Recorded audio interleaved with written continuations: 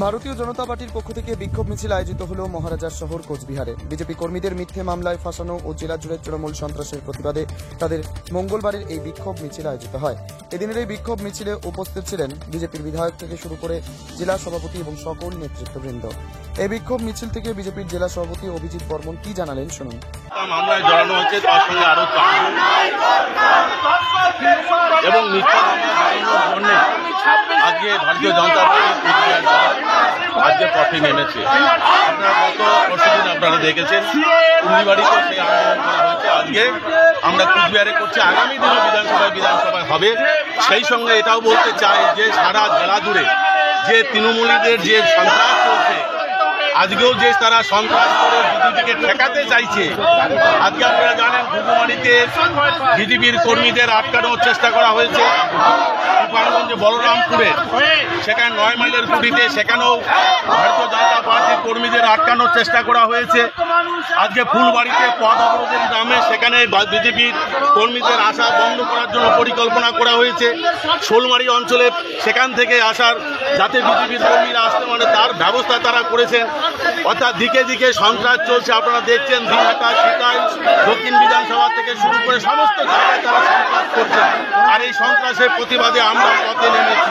অর্থাৎ এই যে উত্তর বিধানসভায় যে ঘটনা ঘটেছে, আপনারা জানেন যে সেখানে সুকুমার রায় বিধায়ক, অর্থাৎ উত্তর বিধানসভায় আজ অবধি তৃণমূল কংগ্রেস 11 সালে ক্ষমতায় এসে পশ্চিমবাংলায় আজ অবধি সেখানে জিততে পারেনি।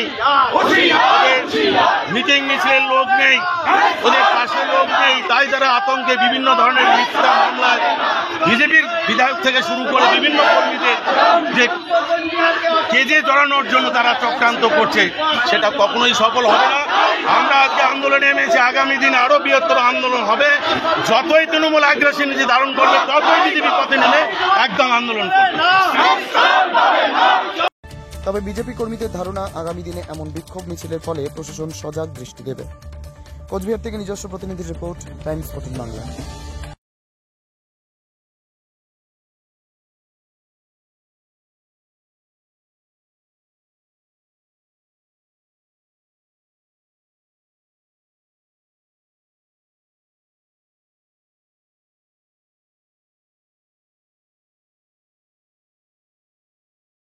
আপনি কি কিডনির রোগে ভুগছেন?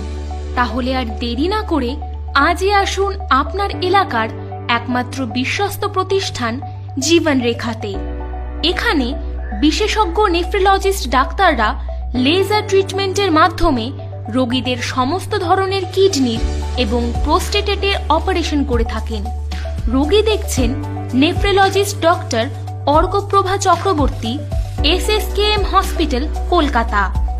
Doctor Sunil Kumar, Apollo hospital, Kolkata. Doctor Pinaki Mukherjee, NRS hospital, Kolkata. এছাড়াও এখানে প্রতিদিন অপারেশন করছেন ও বহির্বিভাগের রোগী দেখছেন ইউরোসার্জন ডক্টর আতার কাশিম, PG হসপিটাল, কলকাতা। তাছাড়াও এখানে স্বাস্থ্যসাথী কার্ড ও ওয়েস্ট বেঙ্গল হেলথ স্কিমের সুবিধা রয়েছে। আমাদের ঠিকানা রায়গঞ্জ, উকিলপাড়া।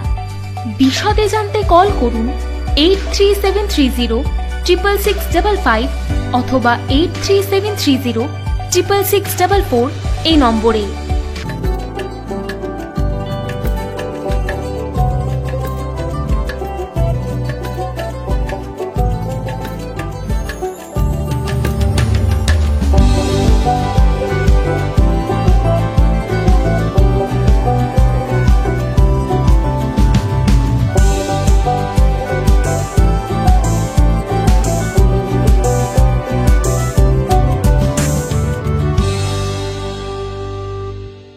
আপনি কি চাকরি পরীক্ষার্থী?